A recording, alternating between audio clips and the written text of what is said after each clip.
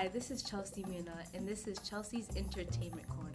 Today I have the amazing opportunity to speak with phenomenal actor, activist, educator, writer, director, and producer, Mr. Malik Yoba. I had the opportunity to read about your humble beginnings, and you combine education and community activism by working with programs that focused on the high dropout rates in NYC public schools.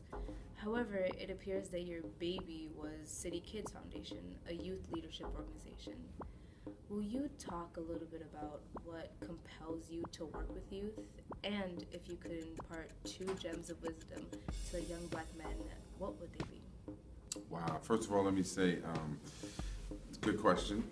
I've done a lot of interviews, and I don't think anybody has ever asked me those questions in that way.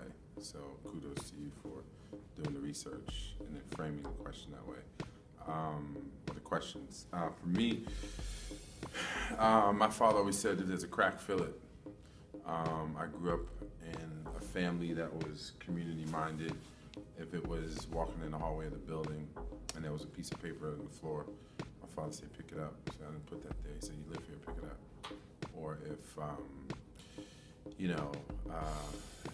he used to travel hours to his friend's farm upstate to get he had a farm, and he would bring back half a cow. And then we had the double-sided, freezer on one side, refrigerator on the other.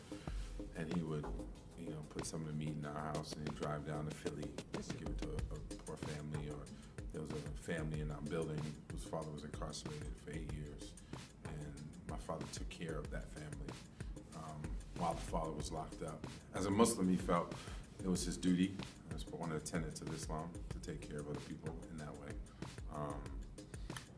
Came home from school, in elementary school, there was 2 kids in our house. And mother had been committed to Bellevue Hospital for mental illness. And so I grew up in a household where there was always the spirit of helping people.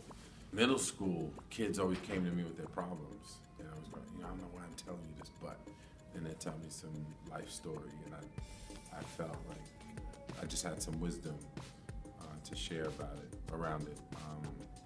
17, 17, I started working after school programs, tutoring and teaching theater. I used to work at French Connection, clothing store. And back in the day, we used to have these sales pads that the customer would come in and you put their order in and they take that to the counter. But I used to write these messages on the pad and leave it around the store. So when my coworkers would feel away, they'd go pick it up and they have some inspiring message. So for me, it's just always been who I am. I was always passionate about helping people. I was always passionate about working with young people. I think for me, aside from my father, a lot of that came from being a kid that teachers didn't understand. I was actually a kid with behavior problems, but they weren't behavior problems. It was just that, maybe to a certain degree there was, and I didn't necessarily always like authority. But I also felt that teachers didn't know how to engage me. So that actually inspired me to want to be a teacher, because I felt like I had the ability to communicate with kids better than teachers did. And one of my favorite stories with that is when I was 20, I used to work in 13 high schools in New York, teaching with the attendance improvement, dropout prevention program that you referenced in your question. And I was doing a workshop at Manhattan Center for Science and Math, and I had all the teachers in a big circle in the library, and there were teachers from all over the city. And I was talking to them about how to communicate with their students. And one teacher kept talking, and I keep getting distracted. I look over and I realize that it was my 7th grade Spanish teacher. I'm now 20 years old. He doesn't recognize me because last time he saw me I was 12. And that same teacher was a teacher that sat me in a corner one day and said that I talked too much. He put a dunce cap on me. And dunce cap was something that they used to do to punish kids back in the 50s. They used to actually take this cone-shaped hat that said dunce, which is essentially calling you an idiot, and sat you in a corner if you acted up. He did that to me in 7th grade.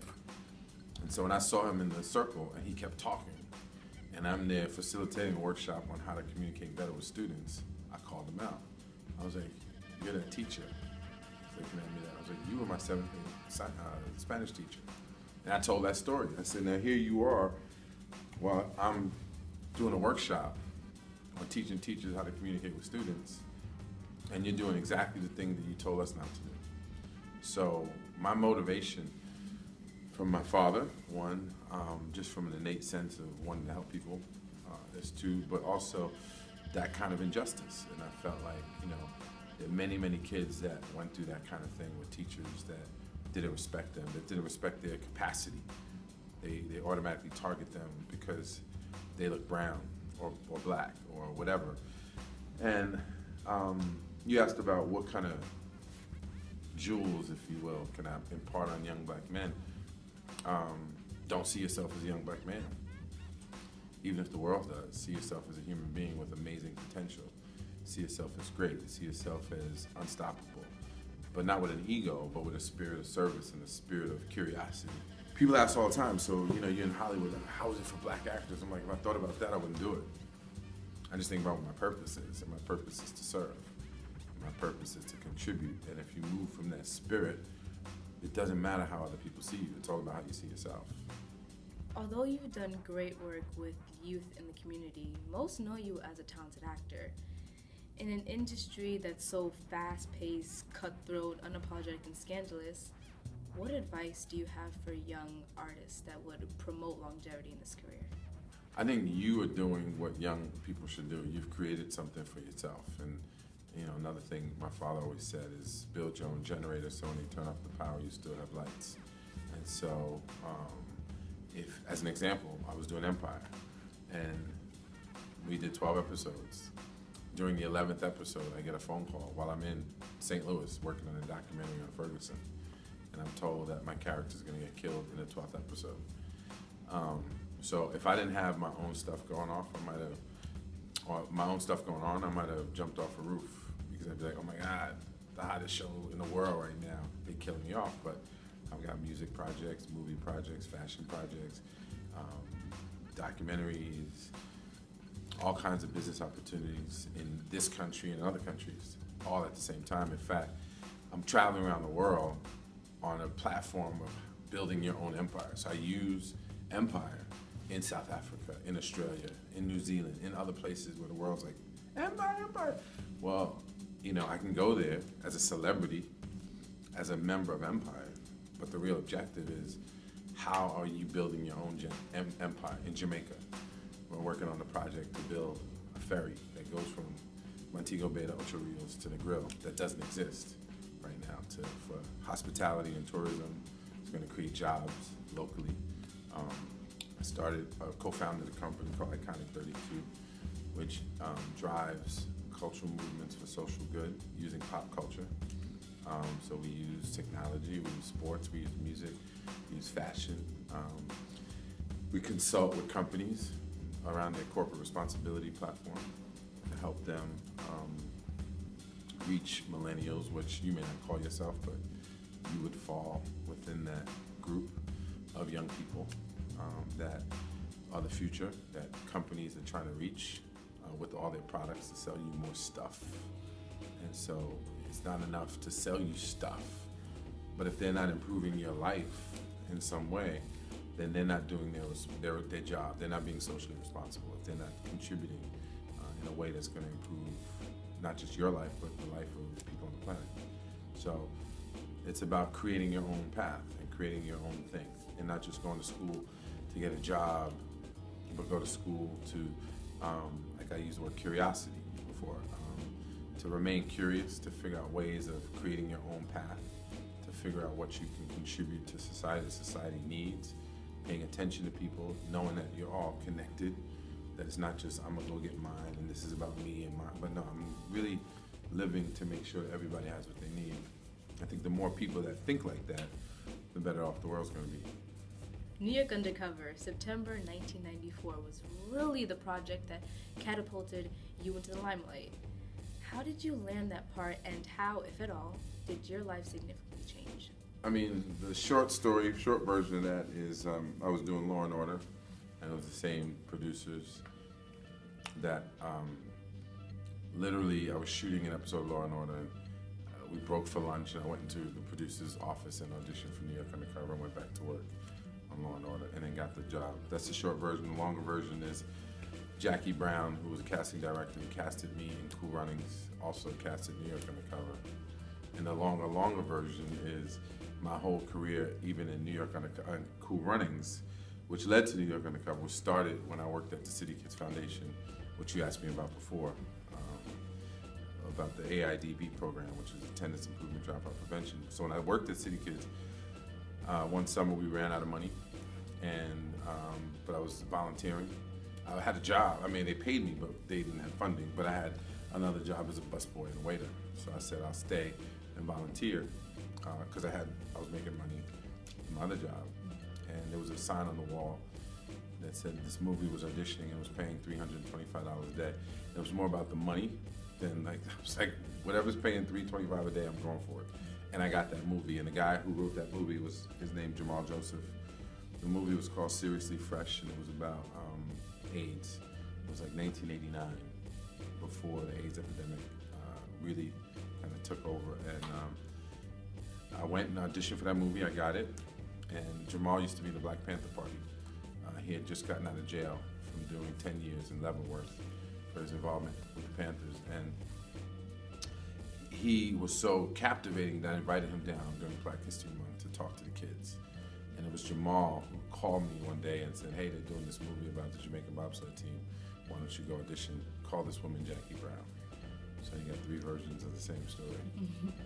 Your career has always been diverse. For example, Copland, Alpha, and Recalled. What do you credit it to? I mean, I think if you can make it as an artist, luck is involved, God's involved, talent's involved, destiny. You know, the idea that you work because someone says you for my project is kind of crazy. Like, I've had incredible luck. So I can't really, I don't take any credit for that. I mean, to the extent that I agree to do something, or either accept an offer for something, or choose to go on audition or have a meeting around a project. But I think the good Lord has a hand on me. It's like, you keep serving, I'm gonna keep providing, so you can keep having the platform for your purpose. Like, the acting is just a platform. It's not my purpose. I'm like very much, I don't know if you got a chance to hear Harry Belafonte speak today. You know, he just talked about how he always used what we do as artists as a platform for social good and the things that were socially or politically of relevance to him. And people aren't always interested in hearing that when you work in Hollywood, you know, or in the music industry, or in, you know, other forms of pop culture. And so he felt that as long as he had a direct line to the people, that he can keep doing what he needed to do. And when the opportunity comes up, he does a film or a TV show. And I'm very much like that. I mean, I don't live to act. I don't live to be on television, live to be in film. I live to be of service. And when opportunities happen, I take advantage of them. So, like, I got a call or an email to do your interview. The fact that you were 15 years old is the reason why I did it. I had no idea who you were or what you were about, but I knew that if I spent time with you, then I'm doing my job. The movie that I best know you for is Tyler Perry's Why Did I Get Married 1 and 2. What was it like working with Janet Jackson, and was there anyone particularly challenging to work with? Nah, the Tyler Perry movies are pretty easy to work on. I think you should ask Janet what it was like working with me, first of all. I really think you need to ask. I think she enjoyed it. Really, I do. No, it was good. Janet was cool. It was pretty easy. I mean, Tyler, you know, at that time was still a pretty young filmmaker. I mean, maybe he did 6 movies at that time. So I think the challenge sometimes with someone like him is, and he's, I'm sure, improved since he's done that movie, but his knowledge was limited. You know, he learned to make movies on his movies, where I, at that point, had worked with over 200 directors. So I had a lot of perspective on how you can shoot a movie. So sometimes creatively, you're in a situation where you know something could be a little better, but so the challenge can be to stay humble and allow a person to do what they need to do and learn the way they need to learn. And sometimes they're open, and he was, in a lot of cases, to just another suggestion on how you can cover a scene, meaning where you place the camera, how you shoot it, you know, how you capture that moment. Because there is an art to that. It's not just like your camera's static. And so emotionally, this is only going to give you so much, right, based on the space between me, you, and that lens. But if you move the lens, if you use a tighter lens, how you use music, how you use editing, what angle you shoot it from, the lighting, all those things impact how it is. So it was pretty easy. And the final question. I'd be irresponsible if I didn't ask about the recent events on Empire. Why do you think Mr. Daniels and or Fox got rid of your character? I mean, the reason I was told was because the quote, this is what I was told, somebody's gonna die. I mean, they do it on Game of Thrones. That's what I was told.